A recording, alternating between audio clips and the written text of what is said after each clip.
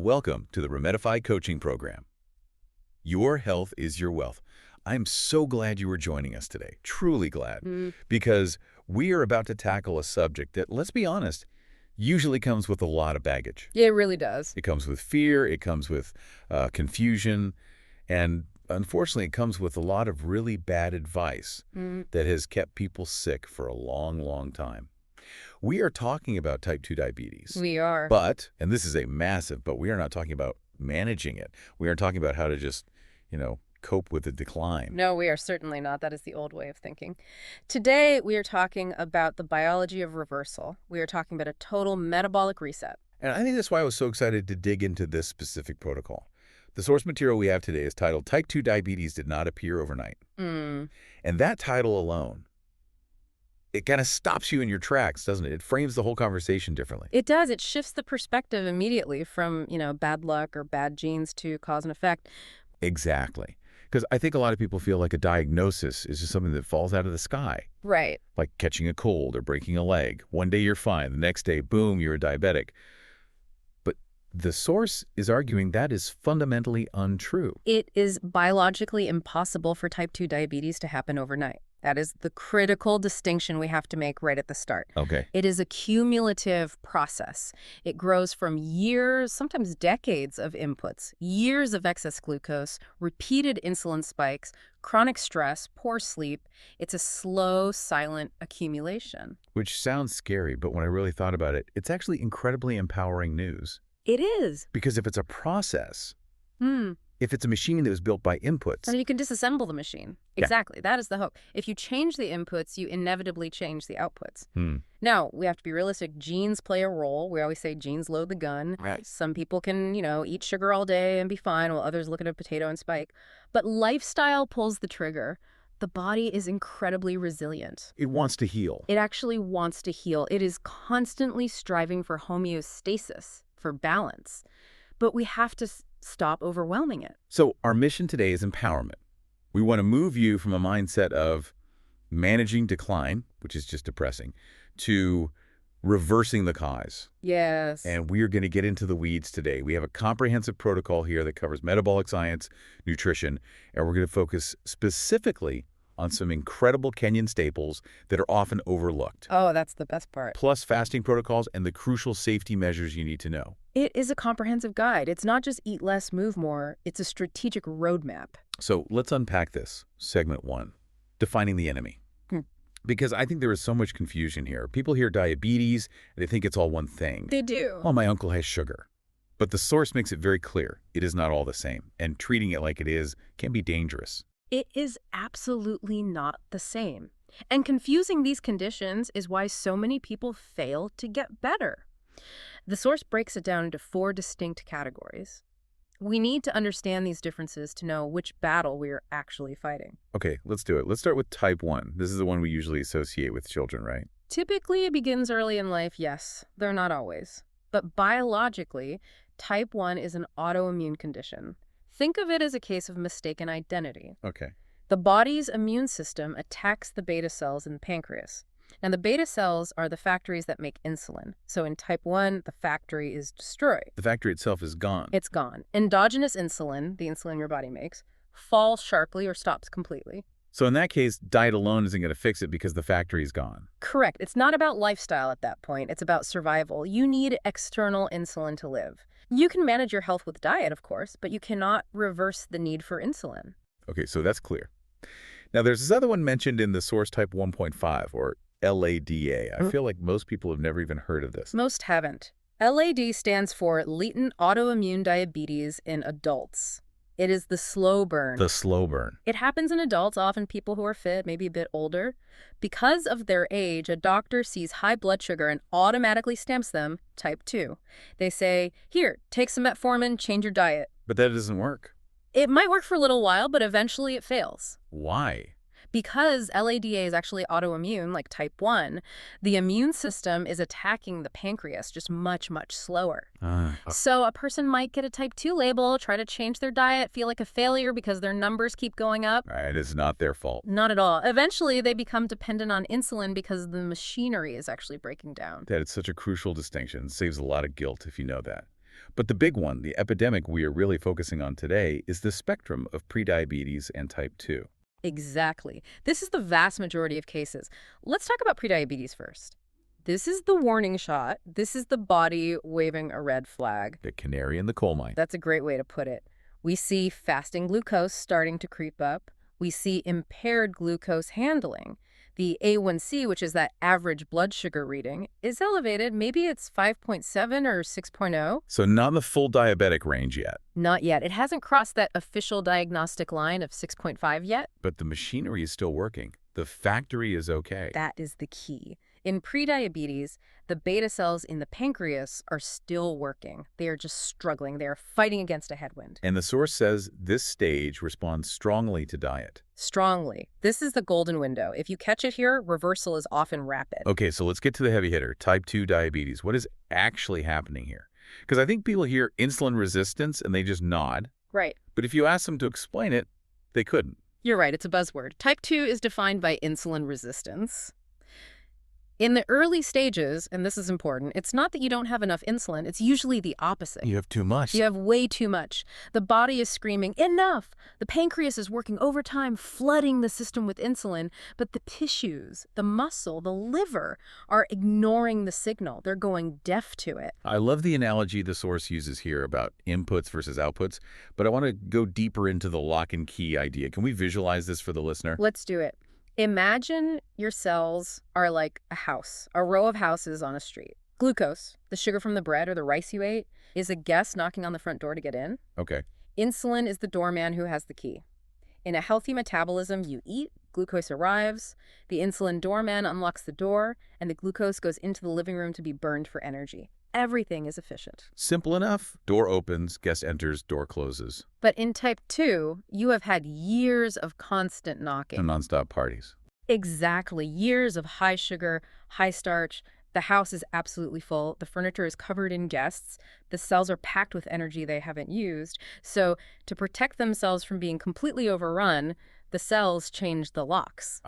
Or, to use a more visceral image, they put gum in the lock. Gum in the lock. Okay. They are sabotaging the entry. They're locking the doors to survive. That is resistance. It's a protective mechanism, not a failure. Right. So now the glucose is stuck outside in the street, in your blood. Your blood sugar rises. The pancreas sees this crowd in the street and thinks, oh, I must not have sent enough doormen. So it sends more. It pumps out more insulin. It sends an army of doormen to bang on the doors. So now you have high sugar and high insulin. The whole street is just chaotic. Exactly. And that high insulin is inflammatory. It's the banging on the door that damages the neighborhood. This is a state of metabolic overflow. And the source mentions the liver specifically here. It says the liver leaks glucose.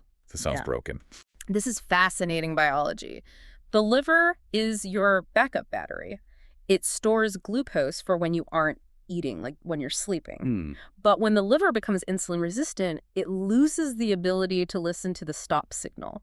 Usually, insulin tells the liver, hey, we just ate, stop releasing sugar. But if the liver is resistant, if it has gum in its locks, it doesn't hear that.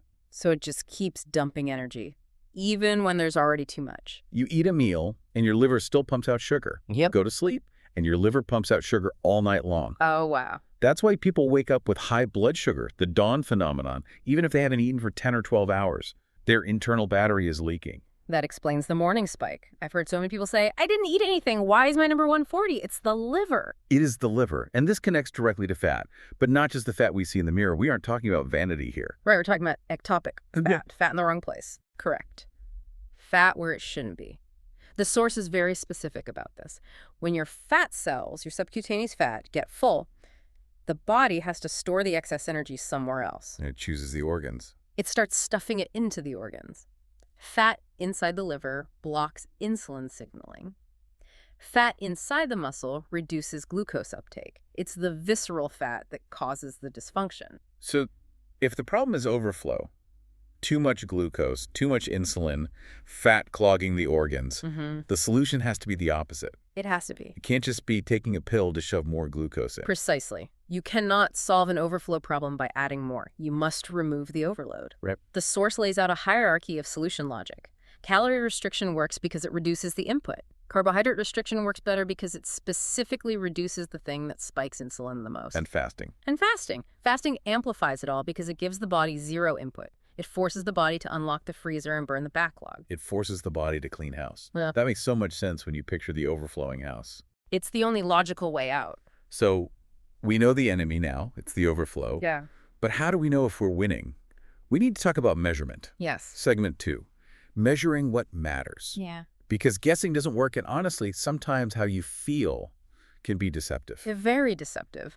High blood sugar can actually feel high energy or normal if your body is used to it. You cannot manage what you do not measure. So true. We need to move beyond just going to the doctor once a year to get scolded. You need to become the expert on your own body. The source highlights 3 main metrics. Let's start with fasting blood glucose. We touched on this, but how should a listener actually use this? This is your daily baseline. As we discussed, this reflects your overnight liver output. You measure this after 8 to 12 hours without food, usually first thing in the morning. And we can do this at home, right? With a simple finger prick. Yes, a simple home glucometer. You don't need a lab for this. The trend is what matters. In the beginning, don't be discouraged if it's high. Your liver is still leaking, but as you follow the protocol, as the liver heals and defats, that morning number will trend downward. It's a direct report card on your liver's health. Okay, next is A1C. I feel like this is the one everyone dreads at the doctor's office. It feels like a judgment. It's often called the truth teller, and for good reason. A1C reflects your average glucose over roughly 3 months. But do you know why it's 3 months? I assume it has something to do with blood cells. Yeah. The life of a blood cell. Exactly. Red blood cells live for about 3 months. Glucose is sticky. It sticks to proteins. Hemoglobin is a protein. Ah, I see where this is going. So the more sugar floating around in your blood, the more sugared or glycated your red blood cells become. The test literally counts how many of your cells have been candied. Candied cells. That is a disturbing image. It should be. So you can't cheat an A1C test by eating a salad the day before. No, you cannot. You can fool your doctor with a fasting log, maybe, but you cannot fool the A1C, and that's why it matters. It tracks sustained improvement. It shows if you're actually changing the metabolic environment over time. And the third one is fingerstick patterns. This is interesting. Testing before versus after meals. This sounds like a lot of poking. Why is this worth it? This is about immediate feedback. It turns your meal into a science experiment.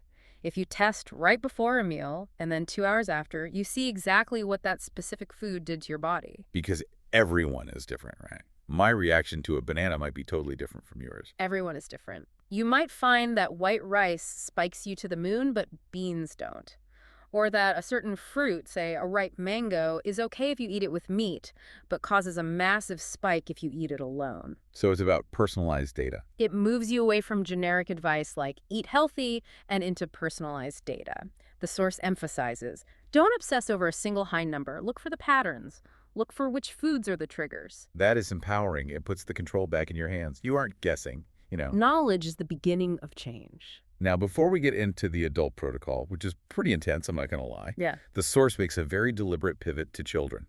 Segment 3. And this is vital. We are seeing a tragedy unfold with our children. It really is. And I want to say this clearly because it's a core tenet of the Remedify program.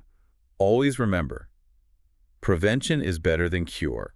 It is the golden rule. It is so much easier to stop a rock from rolling down a hill than to push it back up. So much easier. We are seeing type 2 diabetes in younger and younger populations, teenagers, even preteens. But the source is very clear on this. Children are not small adults. Meaning we can't just put them on the same fasting regimen we're about to talk about for adults. Correct. You cannot just take an adult weight loss protocol and force it on a 10-year-old. They are growing. They need energy for building bone, brain, and muscle. Extreme restriction can harm their development. So it's a different strategy. For kids, the approach is about restoration, not deprivation. So what does the nutrition approach look like for kids? Because kids love sugar. It's everywhere. It starts with elimination of the obvious toxins, total removal of sweetened drinks, soda, juice, sweetened yogurt drinks, they have to go. They're liquid sugar. And that liquid sugar is the worst, isn't it? It hits the liver instantly. It bypasses the body's satiety signals. It's just a direct hit of fructose. The source recommends water, plain milk, and unsweetened herbal tea only. That sounds strict to a modern parent. It sounds strict, but it makes a massive difference. You are removing the highest concentration of that damaging sugar from their diet. Then it's about substitution.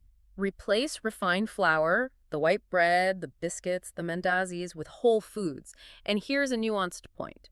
Fruit. Okay. Adults trying to reverse diabetes often have to cut fruit way back because of the sugar, but for kids, fruit is allowed. But there's a catch, right? You can't just hand them a bag of grapes. Smart pairing, that is the rule. Never eat the fruit alone, always pair it with protein. So an apple with some cheese or nuts? An apple with cheese, a banana with some ground nuts, or fruit after a meal of eggs, fish, meat, legumes. The protein and the fat slow down the absorption of the sugar from the fruit, preventing that massive insulin spike. It blunts the response. It changes the hormonal impact of the snack. And fats. We've been told for years that fat makes you fat, especially for kids. That is outdated science. Natural fats are essential for kids' brains. Avocado, coconut, ground nuts. We aren't fearing fat here. We are fearing processed sugar and seed oils. Fat is structural. Sugar is just fuel, and dirty fuel at that. And then there's the timing. The source talks about a 12-hour window. This feels very manageable for a family. It is a gentle structure. Dinner before sunset, breakfast after sunrise. That gives the growing body a 12-hour rest period overnight. That is usually sufficient for a child to maintain insulin sensitivity. So no late-night snacks. And importantly, no snacking unless they are active. Unless active. Yeah. That leads to the movement piece. The source uses the term glucose sinks. I love that visual. Muscles are glucose sinks. They are sponges. When a child runs, plays, walks, or does chores, their muscles literally suck the glucose out of the blood to use as fuel, and here's the magic part. They can do it without insulin. Really? Contraction alone opens the doors. So movement bypasses the broken lock, the gum and lock. To a degree, yes. It acts as a drain for excess energy. So simple play, walking to school, household chores, these aren't just activities, they are metabolic therapy. We need to get our kids moving, not just for their fitness, but to drain the glucose sink. So for kids, real food, water, movement, and a good night's sleep. It sounds simple, but in our modern world, it's revolutionary. It's resetting the foundation. Now let's shift gears. The kids are set. Now we need to talk about the adults. Segment 4, the adult protocol nutritional therapy. And the source says explicitly, adults can tolerate stronger pressure. We have to. If you have type 2 diabetes, you have metabolic damage, you have a physiologic break. To reverse it, you need to push harder. Okay. The primary objective changes. It's no longer just growth and maintenance. It is lower insulin demand, lower glucose exposure, force the body to repair. So let's talk macros. We're looking at drastic changes here. Yes. Carbohydrates are reduced drastically. The source suggests 30 to 80 grams a day. That is low. How low is that in real terms? For context, a typical modern diet with cereal for breakfast, a sandwich for lunch, and rice for dinner might be 300 or 400 grams. Wow. So that's a huge drop. That's cutting it by 80–90%. It is, but protein remains adequate, about 1.0 to 1.5 grams per kilo of body weight. You need protein to maintain your muscle mass. All right, you don't want to waste away. You do not want to lose muscle while losing fat. And then fat is used for satiety. It fills the energy gap so you aren't hungry. Now, this is where it gets really interesting for me. The source provides a specific food list, and it centers on Kenyan staples. I love this because often these diet protocols feel very Western-centric. I could do. They talk about salmon and blueberries, which are great, but expensive and hard to find for many. This protocol is rooted in local, accessible, whole foods. Let's walk through this list. It's a beautiful list because it shows you don't need expensive imported health foods. You need real food found in the market. Let's start with proteins. What's on the list? Eggs, a powerhouse, the perfect food, tilapia. And let's talk about sardines, locally known as amina. Amina. Now, some people struggle with the taste, but nutritionally. Nutritionally, amina is a superfood. It is packed with protein, calcium, because you eat the bones, and omega-3 fatty acids, which are crucial for reducing inflammation. It's far better than a supplement. And goat meat, beef, chicken. These are staples. Yes. And plant proteins like lentils and beans. However, with beans, you have to be careful with the portion because they do carry some starch, but they are generally safe. So these are the foods that build the body without spiking insulin. Exactly. Now let's talk about the greens. The source calls them the base. We're talking sukuma wiki, spinach, cabbage, managu, terere, okra, pumpkin leaves. The traditional greens. These are non-negotiable. They are the foundation of the plate. But here's where the preparation matters, right? Yeah. Because I know people who boil sukuma wiki until it's gray and sad. Please don't do that. You are killing the nutrients. But more importantly, you need to eat these greens with fat. Oh, why is that? Vitamins A, D, E, and K are fat-soluble. If you eat steamed cabbage with no fat, you absorb very little. So we need to add the fat back in. Yes, cook them in coconut oil, add avocado, use ghee. Not only does it make the nutrients bioavailable, but it makes them taste delicious. It signals your brain that you have eaten a real meal. That leads to the healthy fats category. We mentioned avocado. Avocado is king here. It is fiber and healthy fat wrapped in a perfect package. Coconut oil, sesame oil, olive oil, and ground nuts. These fats are the lever we pull to stop hunger. When you cut carbs, you must increase healthy fats or you will be miserable. Okay, now we have to go to the limit list. And this might hurt some feelings. It might. Because these are foods that are culturally deeply ingrained. It is tough love time. Starchy vegetables like green bananas, matoke, sweet potatoes, arrowroot. I mean, matoke is comfort food for so many. It is, and technically they are healthy whole foods. But, but for a diabetic, they are high in starch. And starch is sugar. Starch is just a chain of glucose molecules holding hands. Once you eat it, they let go, and it becomes sugar in your blood. The protocol says small portions only. You cannot base your meal on them if you are trying to reverse resistance. And then, the exit list. The do not enter zone. This is where I think people struggle the most emotionally. Sugar, refined flour, bread, rice, maize meal ugali, green tea. Ugali and rice. That is the backbone of so many meals. Telling someone to give up ugali, that's like asking them to give up a family member. I know. It is cultural, it is social, but we have to look at the biology. These are the employs that cause the overflow. They are dense, concentrated sources of glucose. To reverse the overflow, they must exit the daily plan. So how do we handle the social pressure? You go to an auntie's house, she serves you a mountain of rice. It is difficult, but you have to prioritize your health. You can eat the stew, you can eat the cabbage, you can take a tiny spoon of rice to be polite, but you fill up on the protein and the greens. It's about navigating this social diabetes trap. It's a strict shift. But when you look at the yes list, goat stew, sukuma wiki with cream or coconut, amana, avocado, it's not exactly suffering. It's delicious, real food. It's just removing the cheap filler. Okay, so we've changed the fuel, we've stopped pouring gas on the fire, now we need to change the timing. Segment 5. The adult protocol fasting for reversal. This is the part that scares people. It is. Why is fasting so central to this? Yeah. Why can't we just eat the good food? Because even eating healthy food stimulates insulin. Every time you put food in your mouth, insulin rises. Every single time. Every time. Fasting is the only time insulin drops to baseline. It gives the body permission to switch fuel sources. It forces the body to go into the freezer, your fat stores, and burn that energy. And crucially, it gives the liver a break. The source outlines 3 phases, and I want to walk through these slowly because you don't just jump into the deep end. Phase 1 is the daily rhythm. This is 14 to 16 hours of fasting. It sounds like a lot, but remember, you are asleep for 8 of them. Right. Basically, you finish dinner early, say by 7 p.m., and you wait until late morning, maybe 11 a.m. for your first meal. You skip the traditional early breakfast. And what can you have during that time? Just water? Water, black coffee, Yeah. plain tea, no sugar, no milk, just hydration. Okay, that seems manageable. Most people can do that. Once you're used to that, you move to phase 2. The push. This is 18 to 20 hours. You do this maybe 3 times a week. It usually means alternating between 1 meal a day, or OMAD, and 2 meal days. So on a 1-meal day, you just have a big dinner. Or a big late lunch. You eat all your nutrition in a shorter window, maybe 4 hours. This extends the time your insulin is low, allowing for deeper fat burning. And then phase 3, the deep clean. This is for adults only, and this is the one where I need you to convince me. The 36-hour fast, done once a week. 36 hours. Walk us through the logistics of that, because if I don't eat for 36 hours, I feel like I'm going to pass out or yell at someone. The hangry factor, I get it. Let's map it out. So, you finish dinner on day 1, let's say Monday night at 7 p.m. You go to sleep, you wake up Tuesday. You do not eat on Tuesday. All day Tuesday. All day, you drink water, tea, coffee. You sleep Tuesday night. And you break your fast at breakfast on Wednesday morning. That's roughly 36 hours. Okay, pretend I'm doing this. It's Tuesday at 2 p.m. My coworkers are heating up their lunch. It smells amazing. I have a headache. I feel weak. What is happening in my body, and how do I survive this? That is the terror zone. At 2 p.m., your body expects food.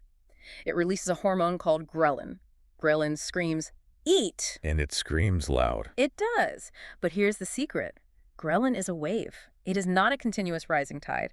It peaks for about 20 minutes and then it subsides. It goes away on its own. It goes away. If you drink a large glass of water, maybe go for a brisk walk or just stay busy, the wave passes. And regarding the headache, that is usually an electrolyte issue. The source mentioned this. Salt in water. Crucial. When insulin drops, your kidneys flush out salt. They dump sodium. If you don't replace it, your blood volume drops, your heart rate goes up, you get a headache. Wow. You must take salt. Put a pinch of sea salt on your tongue. Drink some water. Often, the headache vanishes in 5 minutes. So it's not starvation, it's just a salt deficiency. Exactly. And the source is clear. If you feel dizzy, confused, or truly unwell, stop. Break the fast. Eat an egg. This isn't a contest of suffering. It's a therapeutic intervention. Listen to your body. No, there's a massive clinical note here regarding medication. We cannot gloss over this. In fact, we need to put big flashing red lights around it. Absolutely. Listen to me closely.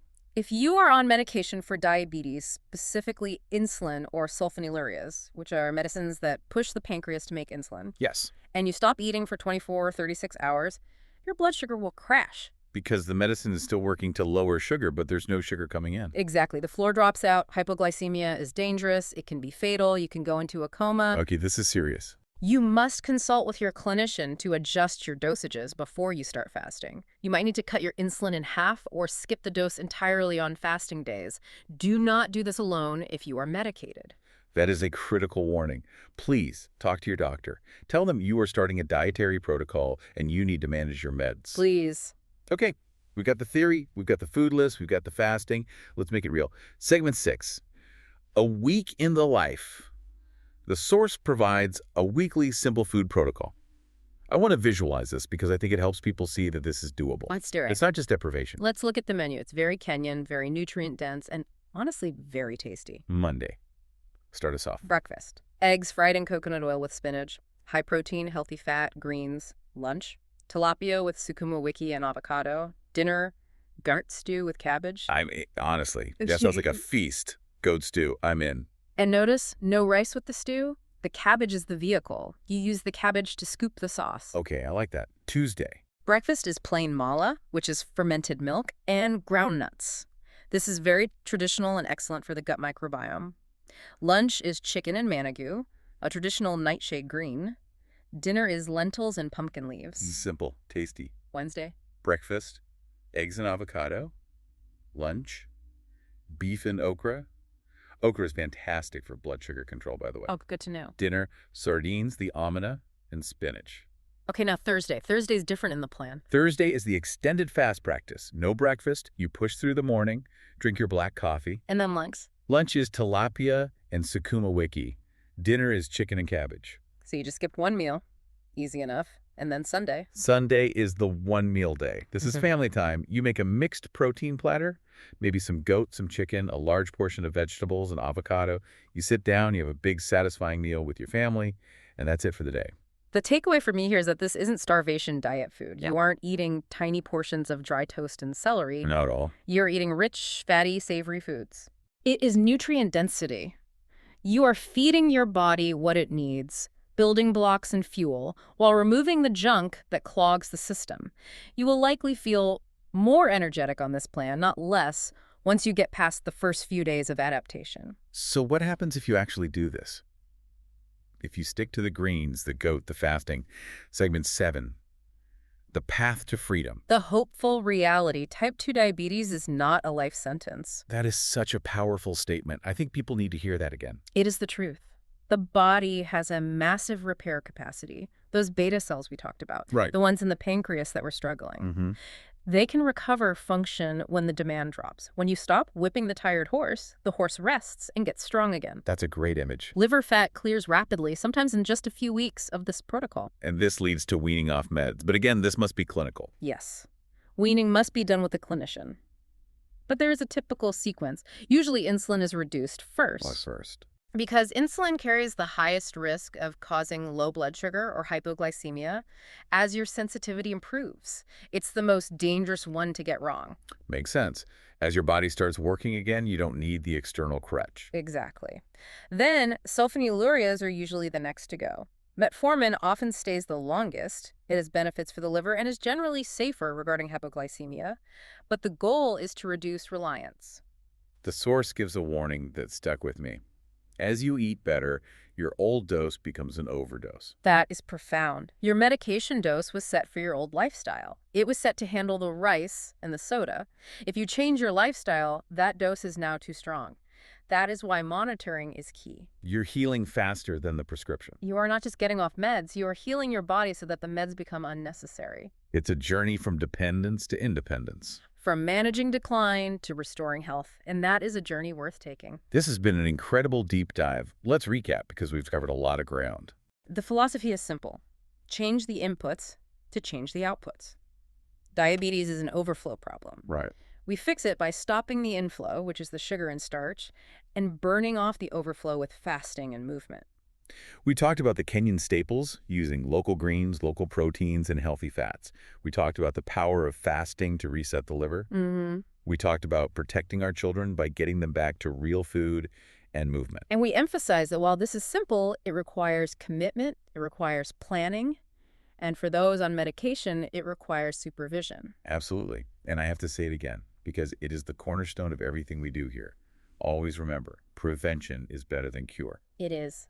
But if you need a cure, know that the path exists. It is possible.